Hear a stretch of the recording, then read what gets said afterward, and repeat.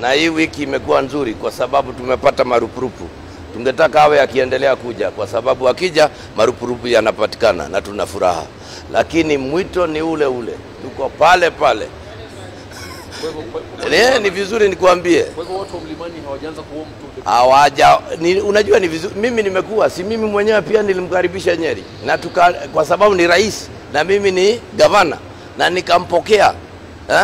Lakini hata yeye mwenyewe anajua uchangamfu uliokuwako mwanzo na ule uliokuwa wakati huu kuna tofauti, kwa sababu kuna yale mambo ambayo yalitendeka. Unajua watu wa Mlima Kenya huwa sio watu wa kuchangamka na kupiga nduru na kufanya nini. Wakikasirika huwa wananyamaza.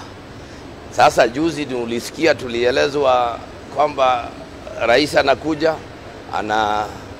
tukaambiwa kwamba anatuletea mazawadi, basi tukajitokeza na tumepata.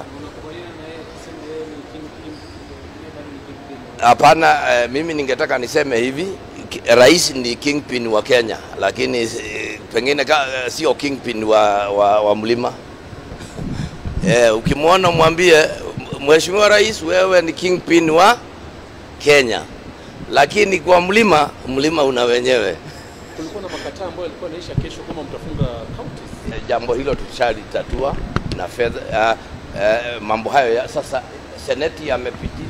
Unajua ni vizuri nikueleze, tulipoketi na Mheshimiwa Badi tulikubaliana hizo fedha ambazo zilikuwa zimetolewa, tukaangalia na tukahakikisha kwamba bilioni 25 zitarejeshwa, na akaandika barua kule Senate ambayo ilipitishwa.